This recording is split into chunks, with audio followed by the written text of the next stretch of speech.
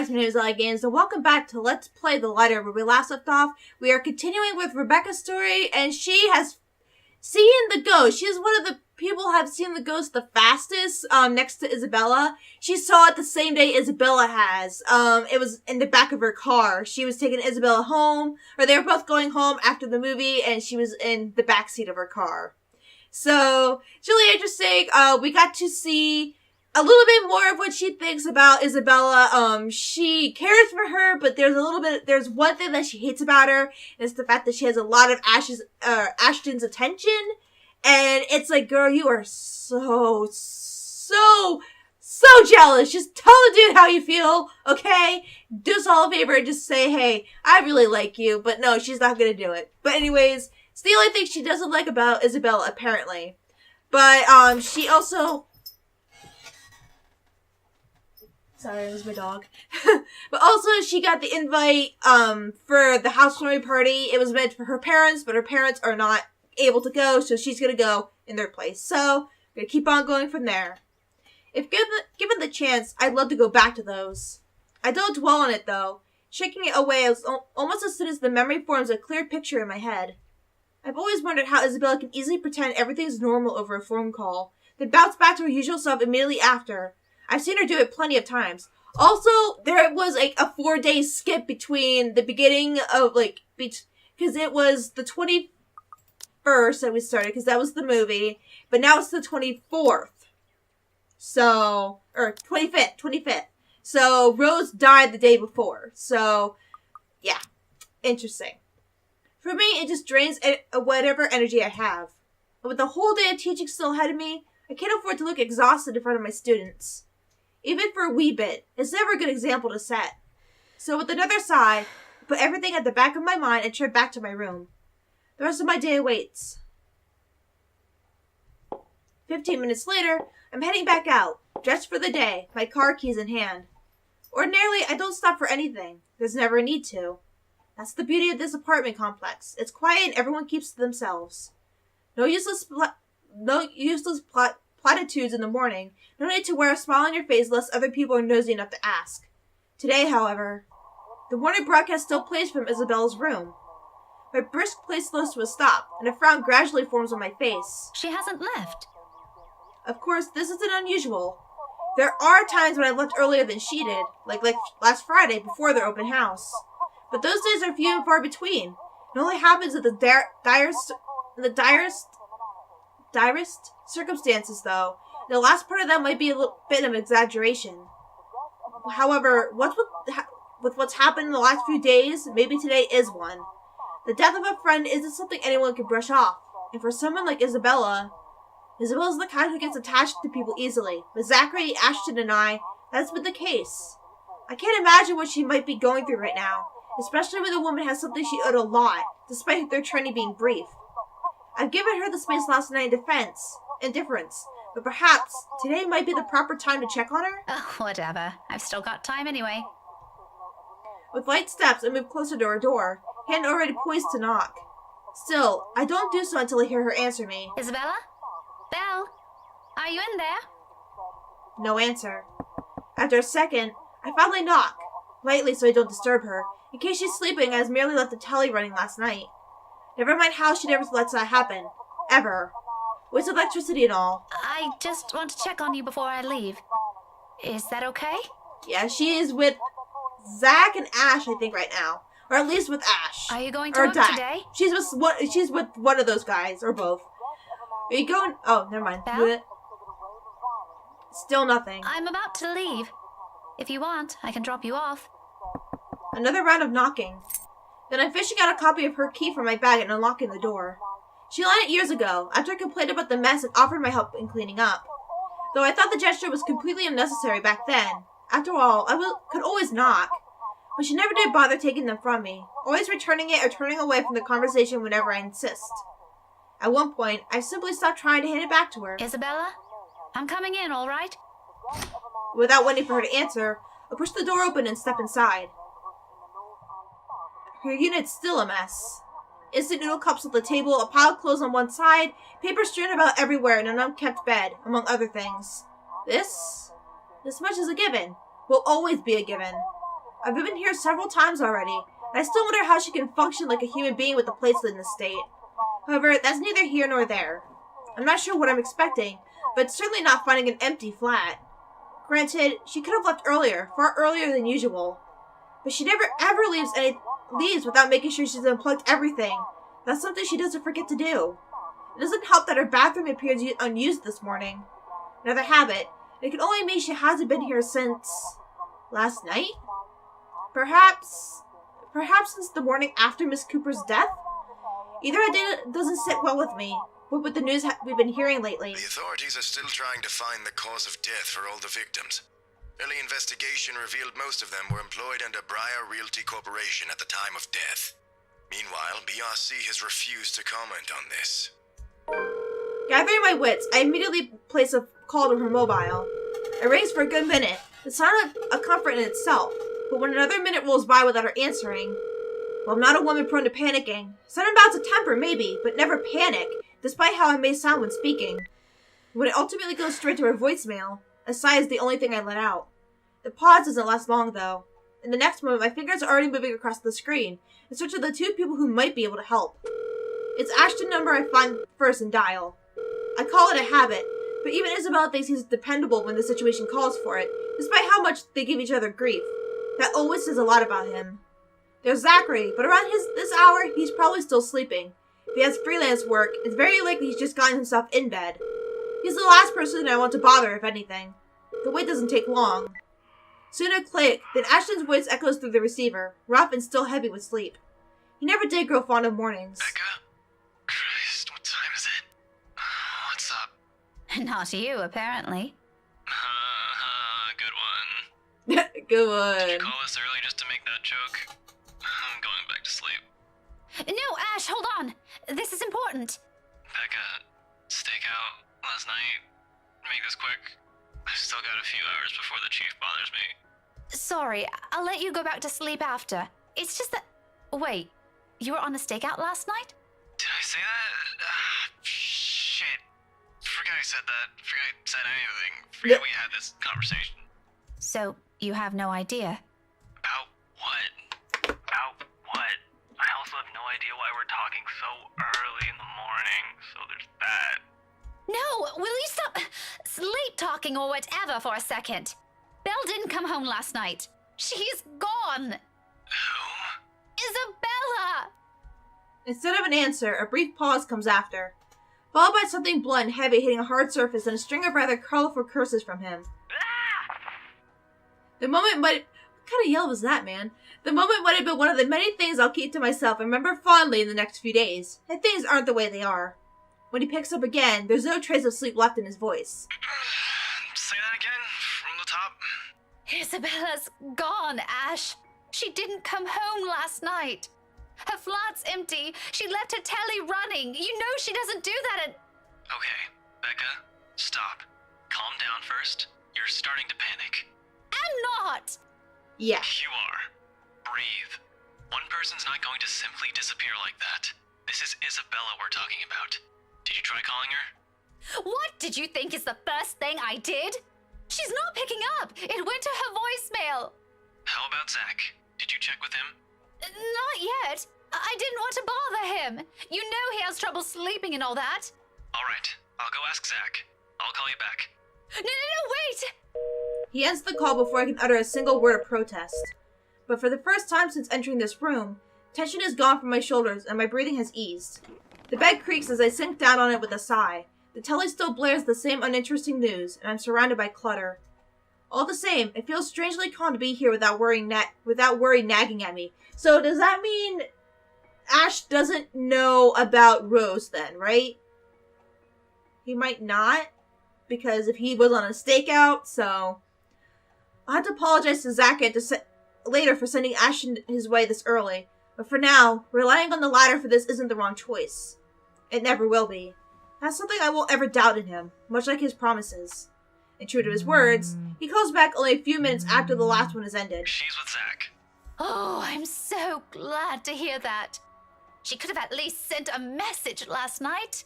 What are you, her mother? It's one thing to hear that from Isabella, but from Ashton? I don't want to hear anything like that from you. I'm serious. You've got to stop treating her like she's one of your students, Becca. You don't have to keep tabs on her every time. Last I checked, she's only 3 years younger than the two of us. That's almost a decade gap from those kids you're teaching, you know. Says the person who keeps calling her Scaredy Cat. That's not related at all.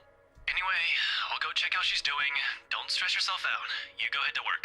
Wait, you? Don't you have a precinct to be at? Whatever happened to not treating her like one of my students? He said it was because like if anyone's related. going to ask me, I think you're doing the same thing. Zach said it's an emergency. Something happened last night. Emergency? He didn't put in those exact same words, but it sounded like it.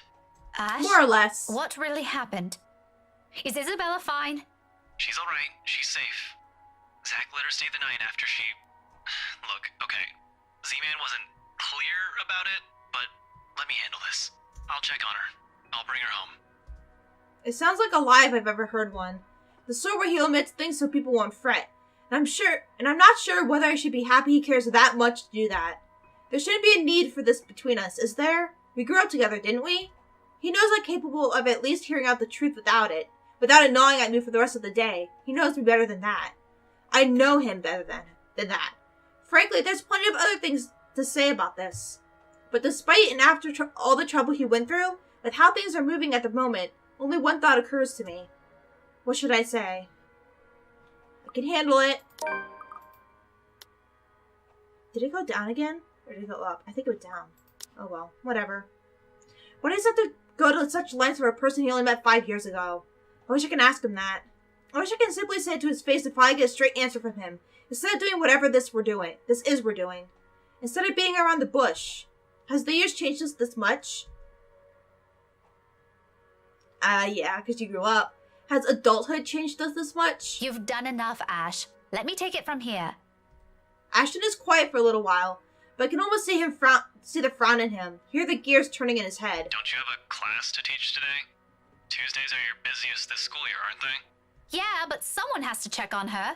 And I don't want to impose on you any further. I've already disturbed your sleep. You're not imposing. Besides, I'm doing you a favor. I know you, Becca. You hate being late or missing a day of work for a very small thing. Leave this to me. You said you're waiting for a call from the chief. I'm dropping by the precinct anyway. There's some trouble I have to fix with those guys.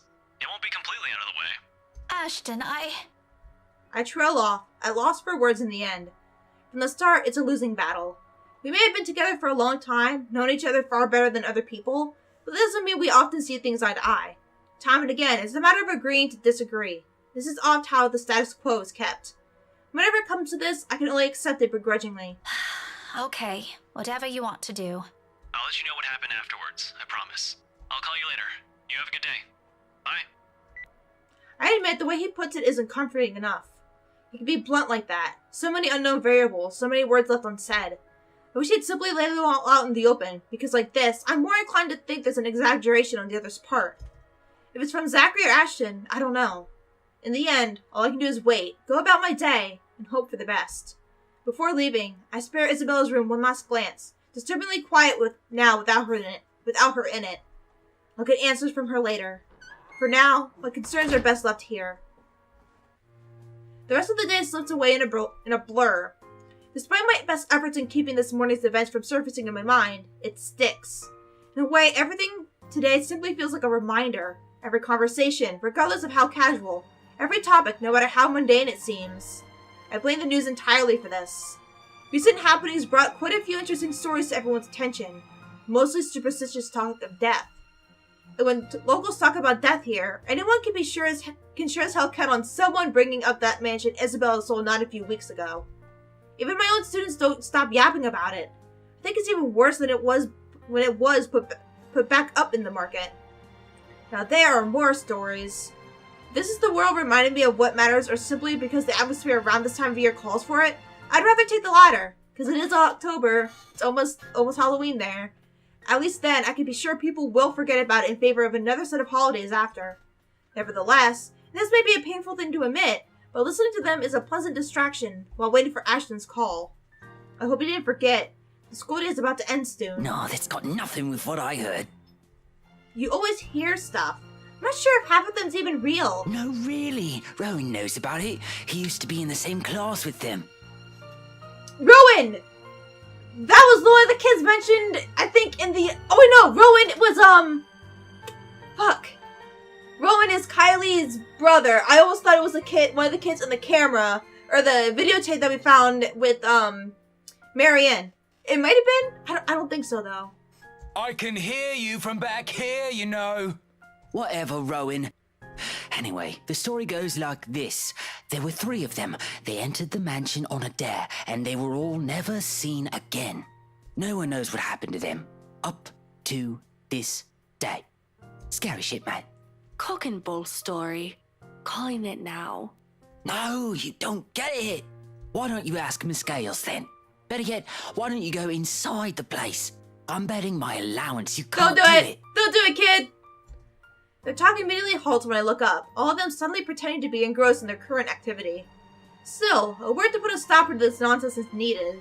Creativity and imagination fostered by these stories is one thing, but reckless ideas should be corrected before anything potentially tragic comes from it. Especially since their butler will knock you the fuck out and take you to jail. And then you'll die by the missus of the house. Back to your worksheets, everyone.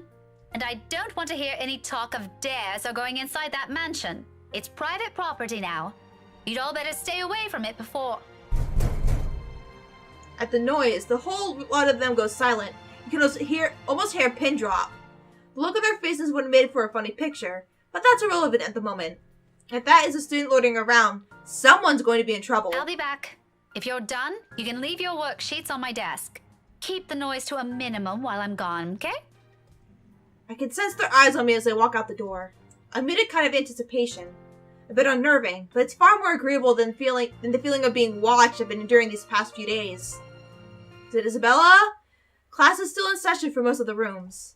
In a few hours, once the final bell rings, however, this place will once again be filled with busy chatter and footfalls. An everyday cycle in itself. God, I remember school. I remember that.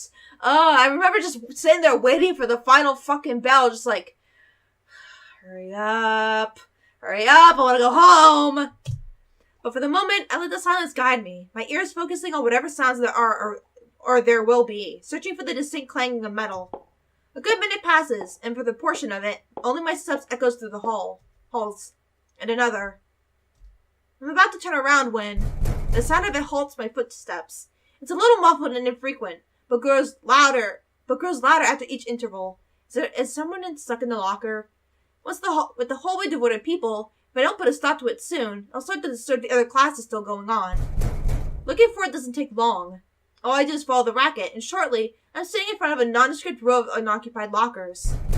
And from inside one of them, sitting in the middle, comes the noise. Annoyingly disruptive now that I'm facing it. Like someone's pounding on the metal door from the inside, hoping to get out. I bet someone's locked in the locker. It's a prank. Leaning forward, I try to get a glimpse of the horizontal slats of whatever's causing it. But in this light, only darkness greets me in another round of clanging. Louder than the previous one. More desperate. I've heard stories before, from other schools, from a few colleagues who had to deal with it once or twice. Although personally, I never encountered one myself. I can only thank the heavens I haven't yet. But If this is another kid, some other student stuffed in a locker. with a huff, I straighten up and study it briefly with a frown. Without delay, I reach for its handle and... at once it stops. Immediately replaced by the muffled sound of a mobile phone ringing. I give the door a few raps, before taking my attention away. A second. Another. When nothing or no one else responds, I finally avert my eyes and I pull out my mobile. Ashton's voice greets me from the other end of the line, oddly cheerful in light of this morning's matters. Or maybe because I'm just expecting some grave or serious news from him. Instead I get this. Hey, Becca. Well, you sound happy.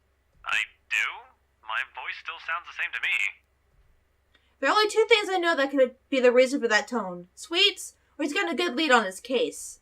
From the sound of it, I'm going to assume it's the former, since lately that case is all that's running inside his head. If there's ever a third one, I've never heard of it. Yet. It can only be one of the 2. Ignore that. How's Isabella? Drove her home a few minutes ago. I think she's sleeping now. Sorry this took a while. Z-Man gave us the puppy eyes after we tried to leave. Had some food prepared for us, apparently. We didn't have the heart to say no. No, you didn't. Or Isabella didn't have the heart to say no. She kind of just forced you to stay. That's all right. Is she okay now? I'm not really sure. She didn't say anything to Zach, but she mentioned a plan to take a few days off from work. It was a passing comment before I left her, so I didn't get to ask. Must be because of Rose's death. Could be. It Oh, doesn't so seem you like must it's Zach's know. story, though. No, it's from something She said different. She was shaking when she got there. Shaking? The word triggers a memory. From 3 days ago, on the way home from her little treat after she'd sold the mansion. I didn't think much of it at that time, but I won't lie. It scared me. The terrified look on her face, how she saw it when she suddenly screamed. Becca? Still there? Yeah, she Yeah, saw the I woman just in the remembered something. Sorry, don't mind in me. in one of the shop windows. Look, if you can talk to her, get the story out of her. That would be great. She wouldn't talk to Zach or me even when I tried. Maybe she'll speak up if it's you? I'll give it a go, but I can't promise anything, okay? You know how stubborn she can get. But thanks for letting me know about this. No problem. If anything comes up, just drop me a line, okay? There's a short pause before he cuts the call from his end. Once again, I'm alone with my thoughts. But rather than answers, all I got from it are questions. More of them, one on top of the other, as if the world isn't planning to give me a break anytime soon. But that's a problem I'll tackle later. Right now, I've got students who need to be taught follies of eavesdropping. If the slightly open door with their smothered laughter from All inside right, is enough indication. eavesdropping. Sorry, didn't mean to hit that. All of you, back to your seats. Is that your boyfriend, Miss Gales? None of your business. He totally is. No, he's not. A quick scruffle follows that comment. Or scuffle. If there's a retort prepared at the tip of my tongue, I drop at every pretense of letting it loose on them. There's no use arguing with teenagers sometimes, boisterous as they all are. They're still my kids, though. Rough around the edges, maybe, but still my kids. Shaking my head, I head back to my classroom with a smile, but not before taking a glance at the locker again. It hasn't been a sound since. Oh, must be the wind. Totally. So without another look, I leave it alone. Totally. Alright. Journal updated. Okay. Rebecca Gales received a housewarming invitation addressed to her parents that morning. After informing them about it, she checked Isabella's apartment and was shocked to find that she hadn't come home last night. Worried about her friend's behavior, Rebecca informed Ashton about Isabella's disappearance. It turned out that she spent the night at Zachary's, and Ashton offered to pick her up. Rebecca went to school after and had a strange encounter in the hallway with one of the students' lockers. Alright. And then she was picked up. Alright, gonna save. Whoop. Alright. Tree. Holy shit, and then we just skip all the way to there. Wow. All in all, the entire school day ends without a hitch. It could have gone better, mind you, but with the exams nearing, getting out of work before the sun has set looks as though it's a far-off dream for now. At least until they're over. Then we have the holidays to look forward to. There really are times when you simply take what you can get for the time being. Nothing wrong with that. All I'm hoping for is this will continue until the whole day ends. There's still that promise I made to Ashton, and frankly, the idea alone doesn't sound good. If Isabella didn't talk to them, what makes them think she'll talk to me? It's not like there's a hierarchy, is there? Just because I can handle Isabella's childish tendencies doesn't mean I can do it all the time. Really, those two give me too much credit. Nevertheless, I'm keeping my fingers crossed. If only because I'm so also worried about her. And both Zachary and Ashton deem it important that somebody get the story out of her. Here's to hoping it's got nothing to do with that letter. Again. Well, I understand she feels a bit stressed lately, but keeping that story going on for more than a week is... it's bound to get tiring at some point. Seriously, I really don't want this to end in another argument. God willing, the cafe special will help smoothen things out. After all, it's always been food with her. Or money. But mostly food. At this hour, the cafe is usually filled to the brim with people. That's the reason Isabel and I rarely ever go here during the evenings. It's simply too much of a hassle when we can prepare food ourselves at the comfort of our own homes. And there really isn't much reason to eat out lately. What with life going on a busy streak. No time for long lines. Better spend that doing something productive, yes? Lucky there isn't one tonight. Only a few people are idling around the counter. 4 of them, in fact. A woman in her 60s and a teenager busy with his phone. Both are just waiting to be served their orders. Oh, God, no! The other 2, a posh-looking man and a child, who immediately recognizes Kylie, and pretty have not yet picked anything they want. For some reason, my stare lingers at the guy. Though dressed relatively well and looks harmless, I haven't seen him around these parts before. Someone new in the neighborhood, perhaps? Even so, there's something familiar in him. Feels like I've seen him somewhere before. That also begs the question of why Kylie is with him. Of course, the girl easily takes a liking to anyone who buys her sweets, so it's a bit of it's both a bit worrisome and unsurprising. The blonde bloke doesn't look particularly thrilled with the company, though. I turn my eyes away from them soon enough once the guy at the counter appears, ready to take my order. That, and it also had to be accused of ogling strangers. 2, evening special, takeout. He's already punched in the order before I even finish. Saying my order out loud was really more for formality's sake and made out of habit.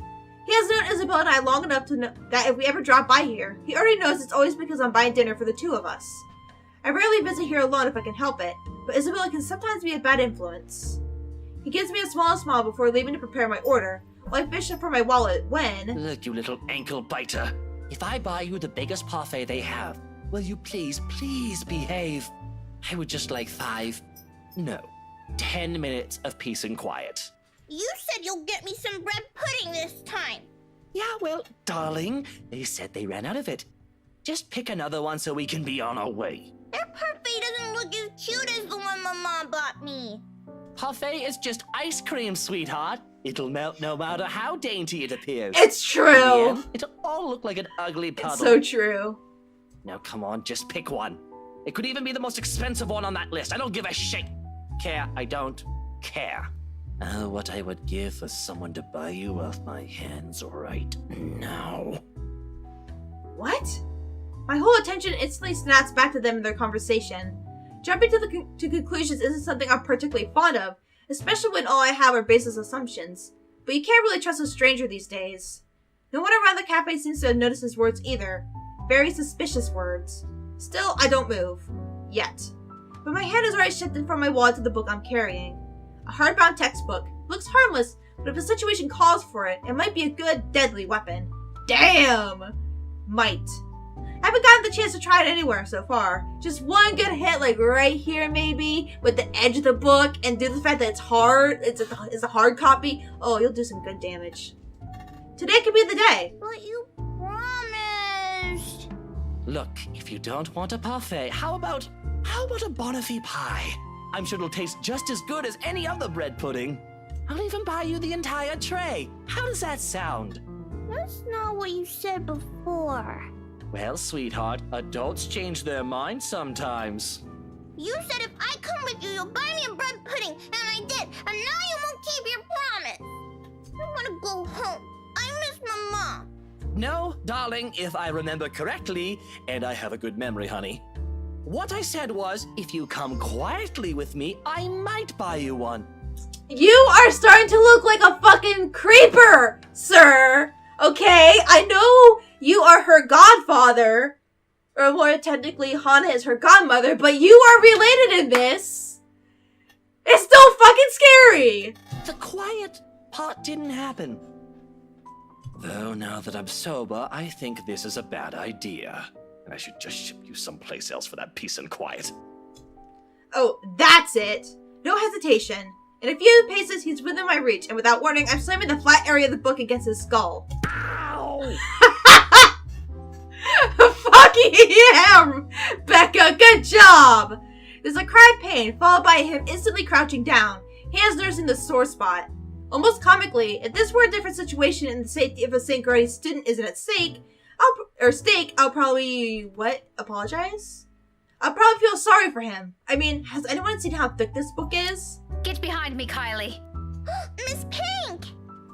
It's amusing how fast her expression changes from the pouty one earlier to something that is that of utter delight upon seeing me. But there's no time for any pleasantries, not even quick ones, because soon the man straightens. I'm readying my favorite newfound weapon for another hit. Except this time, he's ready, and before I can land another one, his hand shoots up to catch my wrist in a firm hold. The look on his face. Bloody hell, woman, what's your problem? To say he's pissed would be a complete understatement. Had it been the weak-willed sort, I'd probably cower under his sharp gaze.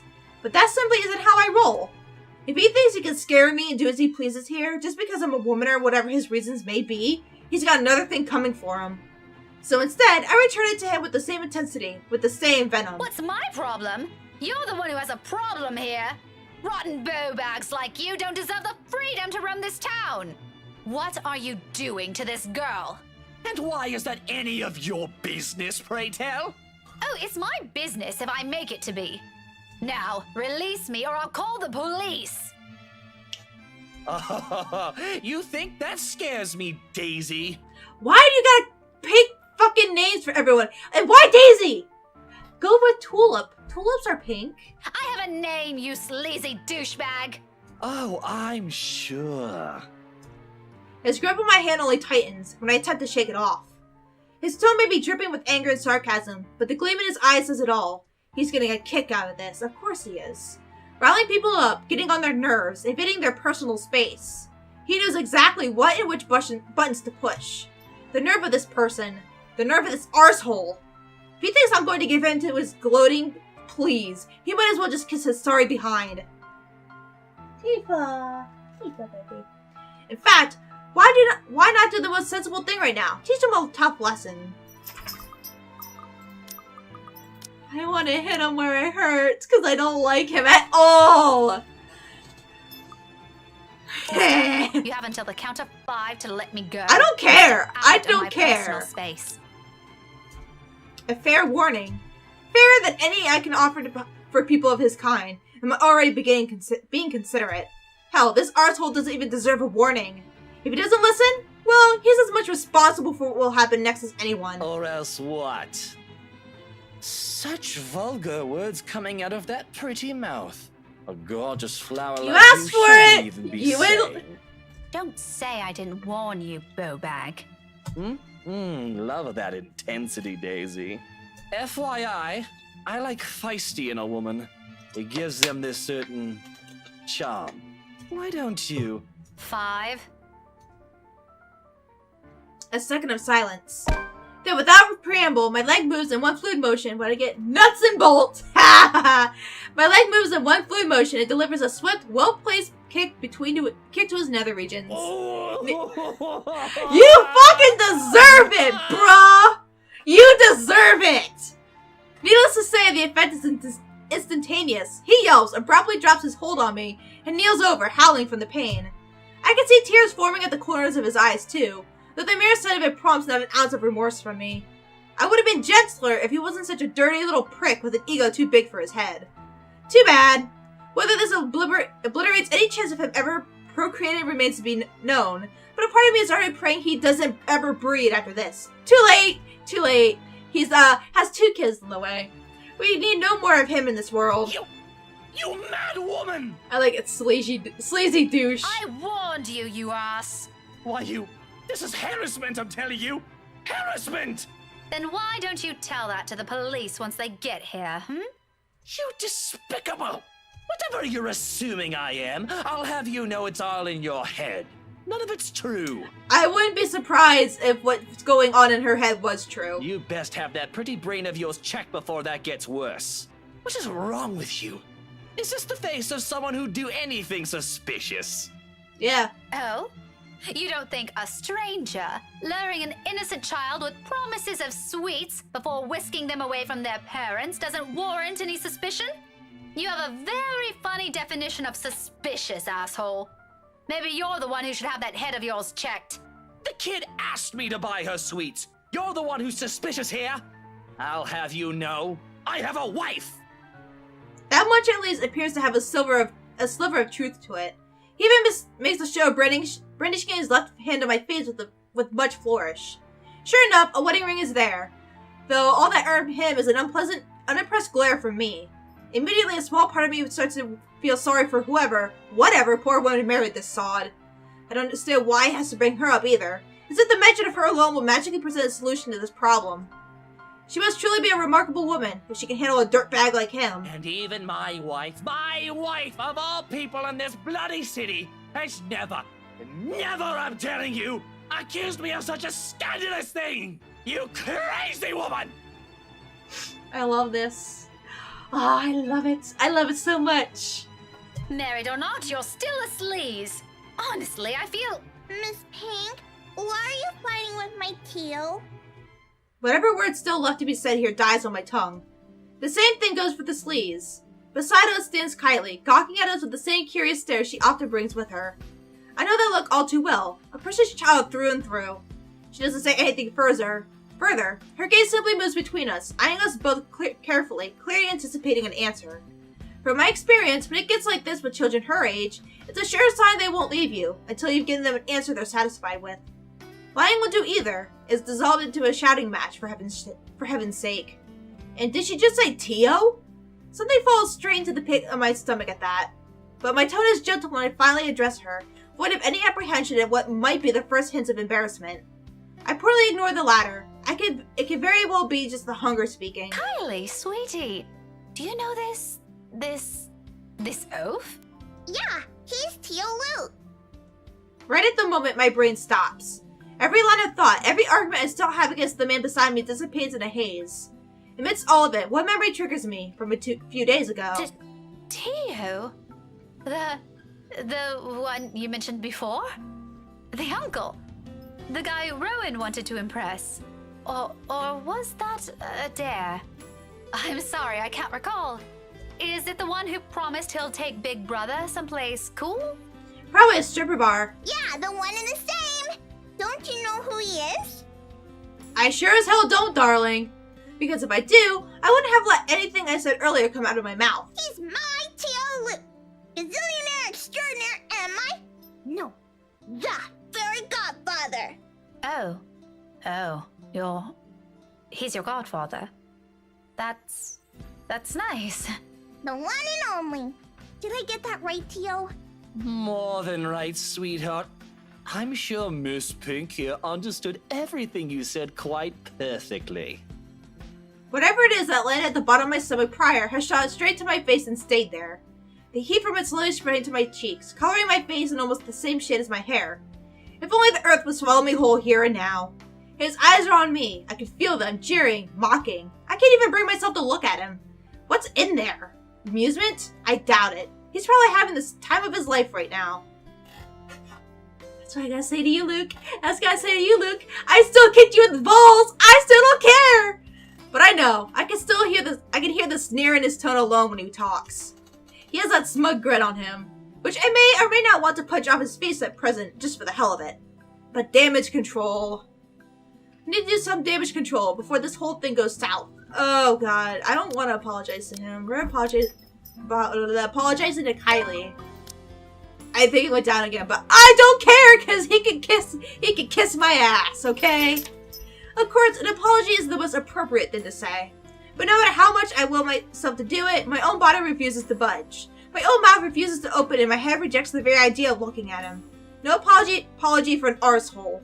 Not to someone with an ego too big for his head. Let his pride suffer. I'm not going to eat my words for the sake of stroking his damn ego. Less reason for him to gloat.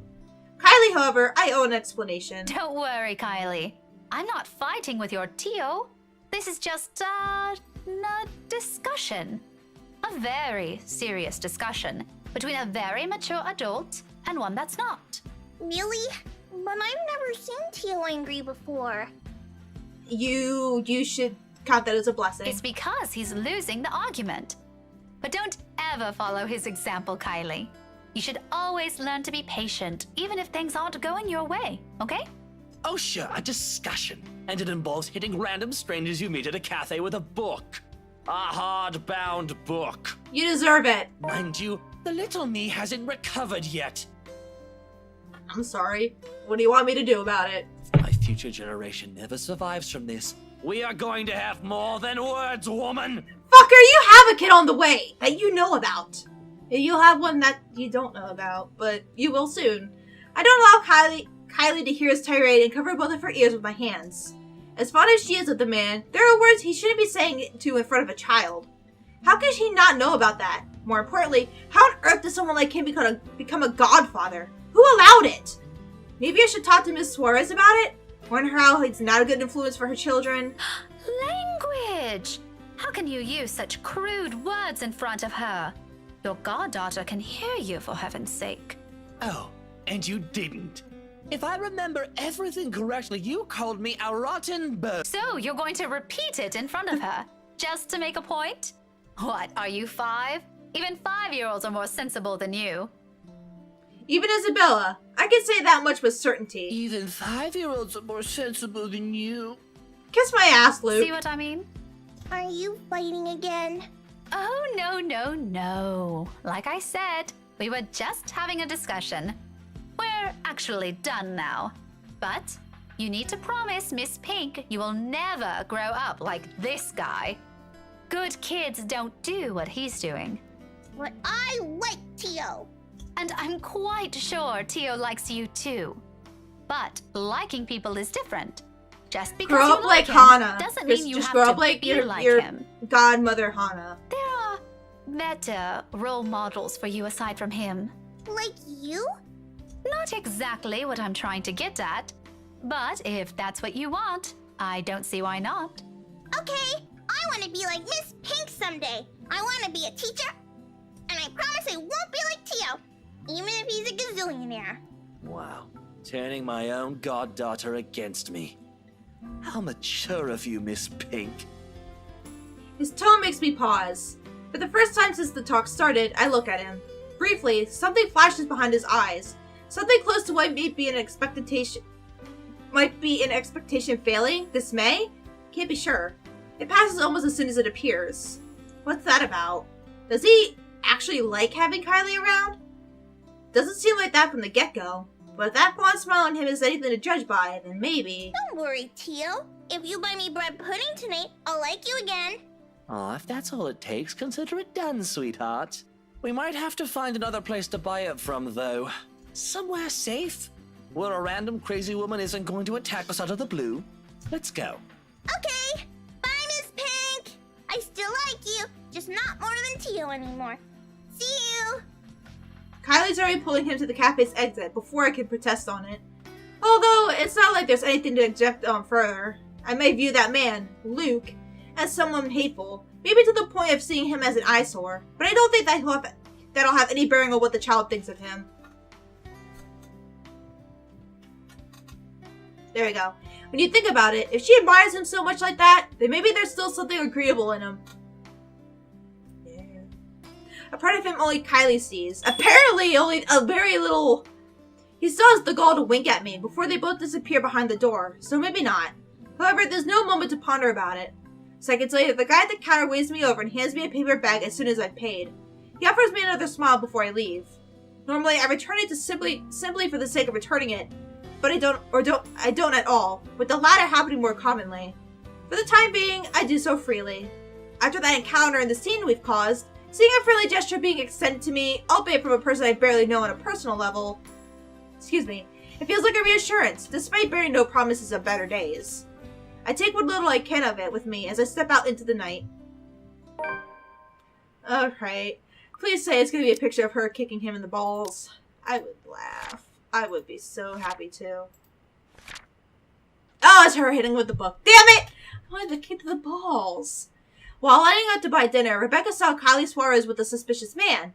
Assuming it was a kidnapping, Rebecca elected to take the matters into her own hands, only to find out that the man was the girl's godfather, Luke Wright. And embarrassed, Rebecca apologized afterwards, only to Kylie though, because...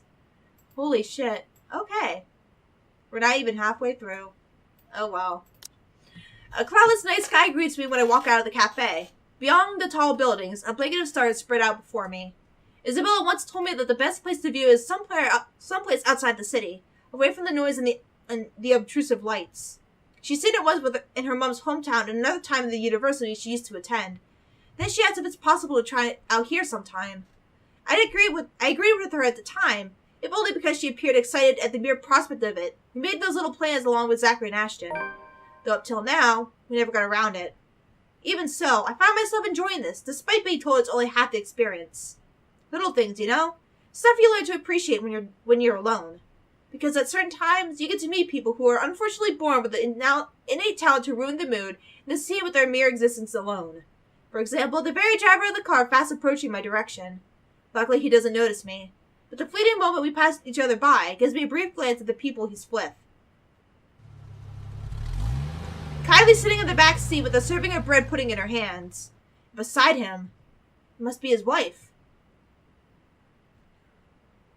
He takes a turn and disappears at the nearest corner. But throughout the night, that cursory glimpse of all things to bother me, has left me wonder what kind of person his wife is. And more than that, is a silent prayer to the universe. I hope I don't ever cross paths with that douche again. Oh, you will, at the party. After having such an eventful day, anyone would think nothing will surprise me anymore. But here I am, sitting at the top of the stairwell, watching an odd scene unfold before me.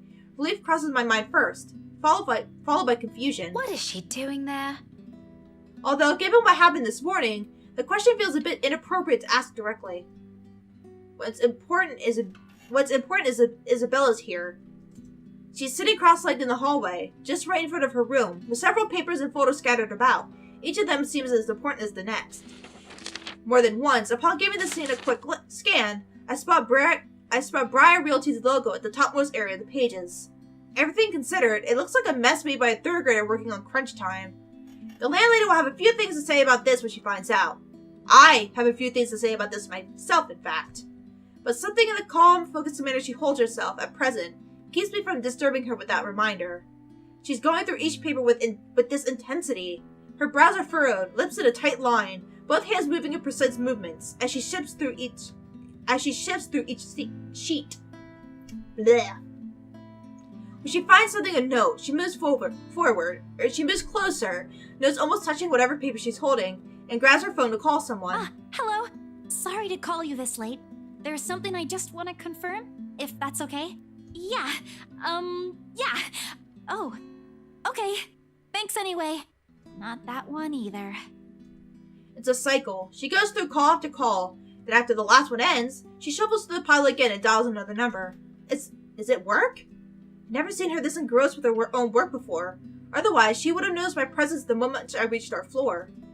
After the 9th call, she still appears as oblivious to it as when I arrived. When she lets out a loud sigh this time, I immediately take that as an opportunity to interrupt. Isabella, you know the house rules here. At once, her head jerks back and hits the concrete wall behind her with a thump. Ow! There's the Isabella I know. Glad it's still there. I allow her a moment to nurse it before speaking again. Becca, you're late. Yeah, I ran into a little trouble at the cafe. But I brought food for the two of us, if you haven't eaten anything yet. As anticipated, she grins once I raise the bag of food I'm holding. Yet it doesn't reach her eyes. There's nothing of the cheerful glint in it this time. Just a hollow tone for the sake of being polite. Ashton's right. Something's happened. Yeah, maybe later. I've got to finish this first. Just leave it here. I'll eat it once I'm done. Thanks, Becca. You can't eat this here. You know how the landlady would react. Why are you even working outside? Your room's right there. I know. Sorry. It just feels stuffy in my apartment right now. Stuffy. AKA, she doesn't want to be in her room. I'll go back inside once everything's been aired out. I promise. That has never bothered you before. Well, it bothers me now. Oh, really? Just now? I find that hard to believe. Yeah? Shouldn't you be happy? I mean, you've been complaining even if it's not your room. Now I know how you're feeling when it's messy, so I'm going to clean. Isn't that a good thing? In spite of what's supposed to be a good news, an exhale comes from me, drawn out and slow. It's a good thing, Isabella. Believe me. But you're as bad as Zachary at lying. What's really going on? She hastily averts her eyes, a surefire indicator that this is going to be one of those lengthy conversations that can possibly end with the other person angry. Again. It's one thing I like to avoid tonight at all costs. Still, I've made a promise to Ashton and Zachary. If she didn't talk to them, who else is she going to talk to? If she keeps this all to herself, who knows what may happen? Isabella, you can tell me. Is it about your family? A slight movement of her lips, although a frown. It's a reaction at least. I'm getting there. Rose? She merely shakes her head. Just a little more. Come on, I know something happened. I don't know if it's because of Rose, but I know it's related to her somehow. You weren't here when I visited this morning, and both Zachary and Ashton are worried about you. If you don't want to tell them, you can tell me. Does it have something to do with work? Office? If I didn't know her, I might have missed it. She shifts, then, her fist clenching tight and teeth biting her lower lip. And there's fear. The look of terror in her is the last thing I expected to see out of everything. Her mouth trembles briefly before she opens them. When she finally voices it out, the words simply spill out of her mouth, one after another. All of it. True to what I promised her then. Promised her I listened. Because this is something she's been keeping to herself, even from the two most dependable people I know. The fact she chooses to tell me this speaks speaks a lot to me. Becca, she was there again. Last night? In the office? Boss passed me all of Rose's Lurk load yesterday. For the Ermengarde mansion. I had to stay late to finish them all. And then... when I was about to go home, I saw her. I saw her again. She was standing in front of me again last night, Becca. I couldn't get away. She was blocking the door. If I hadn't hidden myself, even if I made so the tiniest noise, what would have happened if she found if me? we went home? If we stayed home instead? I'm curious. Becca, she almost did. If she saw me under my table, I think that would have been the end of it. I'm scared. I'm so scared I won't be able to do anything. By the end, her hands are trembling and her breathing comes out in rasping intervals. For a long moment, I let the silence stretch out between us, but her sobs fill it instead. But even as her soft whimpers died down minutes later, there's a heaviness hanging in the air. Not just from her, but also from me. From my exasperation over this whole matter, from my own frustrations over her stupid superstitions, when she could do all of us a favor and grow a backbone. She may be young, but she's no longer that young. It's about time to put an end to this. She can't keep going on like this. She's still got plenty of years to live out. What if she goes home? What if we're no longer there to keep her fears in line with what's real? What would she do then? I'm more afraid for her, for what that kind of imagination will do to her, than of what some imaginary monster could. Okay, but you saw it yourself! But with the manner she's looking at me right now, there's an expectation in it, a hope and a plea sewn together. She wants me to believe her this time. If it's like that, then what am I supposed to say now? What she wants to hear or what she needs to. Is this why you didn't go home last night? Yeah, what up? As much as I want to set her straight, a reprimand isn't what she needs right now. With that pouty face she's giving me, I doubt it'll even end well if I push it. I know her. When she wants to be stubborn, she's stubborn. But there are moments when she can be acquiescing too. Times when she'll be more accepting of what I tell her, despite her inclination to disagree with it. That talk can wait. In the meantime, I'll be the ear that listens to her without judging her, without criticizing her, despite my own opinions on it. You should have called me. She stares at me like I've grown another head. The laughter slips out before I can stop myself. There? I can't do that! What will you do? Hit her with a book? You'll be dead before that happens. And... That isn't what I'm talking about. After you got out, you should have phoned me. True. You didn't have to go to Zachary's. The corners of her mouth curl up, a sheepish smile. Sheepish smile, by general definition. But this is Isabella. Whoop, shit. Her smiles are never half-hearted, never lacks her high spirits. In spite of this, I know everything's going to be okay. Are you sure? Somehow. After all, she's learned how to pick herself up long ago, long before we met. Oh, yeah. Sorry. I don't even remember how I ended up in Zach's place. I was in a hurry to get out of the office, and it was already late. Besides, I don't really think you'll believe me if I wake you up over something like that. That's beside the point. True or not, there are people who will always be concerned about you. There's Zachary, but he's the first person you went to, and you didn't tell him anything. You just slept there. There's Ashton too, and me. But how do you think I'll be able to explain to your aunt or your family if you suddenly disappeared? Think about that. Right. I'll remember that next time. Then she grins. Playful and mischievous, a preamble to an old banter. It's still not quite there, still not quite her usual self, but with it, I know we're bound to get her back soon. Mom. I told you not to call me that. I sent an elbow to her side for added measure, but when laughter follows the familiar gesture, none of it is unexpected. This is what's comfortable. This is how we found an equal ground despite our stark differences. So for the moment, I accept things as they are. Afterwards, a hush stretches out before us. For Isabella, this is rare. This isn't her. Yet in this moment, as she fiddles with the edge of another paper near her, as she hugs her knees close to herself and lets a pensive expression linger on her, it feels strangely fitting. As if this is where everything is supposed to lead if we allowed it long ago. Seconds later, the moment is broken by the sound of a door easing open and a voice begging some little peace. How many times have I told you girls not to loiter around the hallway? It's noisy. Some people here are trying to sleep. Quiet down or go do your talking inside. I'm pinning a memo to your door the next time this happens. Sorry. Millennials. Sorry, we won't do it again. What? You'd Millennials? Jeez. The door closes and Isabella starts gathering the mess she's made, carefully stacking them all in her arm. At a loss for what to do, I help pick them up or the first time, I get a closer look at it. I think it's for the first time? Completely unintentional, of course.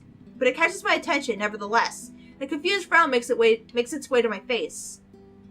Why is she looking through this? I think is it a list of all the people who work there? I think. I look to her for an explanation, but she merely ignores the question in my eyes, takes the paper off my hands, and finishes cleaning up.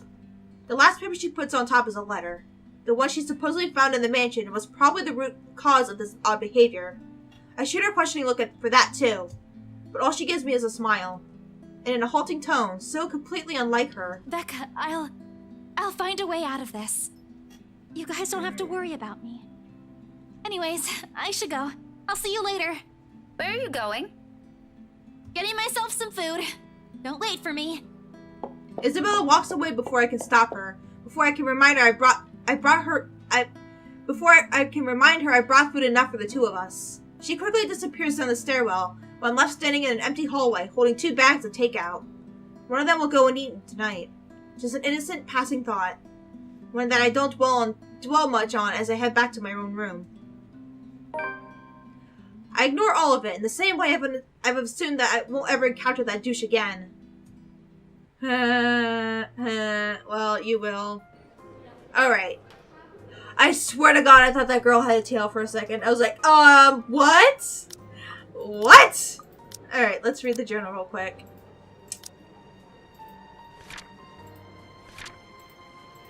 Okay. Rebecca found Isabella going through several papers outside their apartment. When the former asked why she didn't come home the other night, the latter confessed that she saw the ghost once again. Before leaving, Isabella assured her friend that she would find a way out of this mess. Alright, so it's the 27th. So, this is the day before the party. Alright, Zach goes to the priest. Yes, Zachary is out with Hana. This is all Zachary so far, so this is the first time we'll see the 27th through another person's point of view. But anyways, I'm gonna leave this off here. I don't really care that I'm getting like down with the relationship with Luke because Luke can go kiss my ass. I don't like him. He's an asshole. He's a douchebag. But anyways, it's gonna be interesting to see what's gonna happen on the 27th since we haven't seen it much through anyone else besides Zach. So, but we're not even halfway through freaking Rebecca's yet. Rebecca's is gonna take the longest, I fear. I don't fear, but I feel that it's gonna take the longest. Maybe next to Ashton's. Ashton's and Luke might be long too. But it's so weird that hers is longer than Isabella.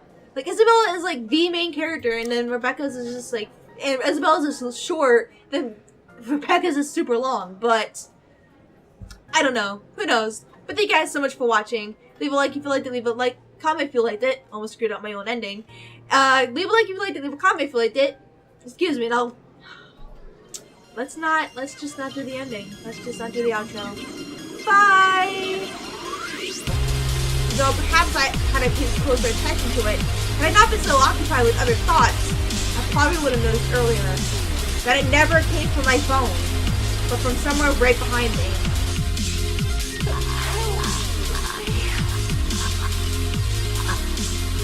She doesn't look as mad!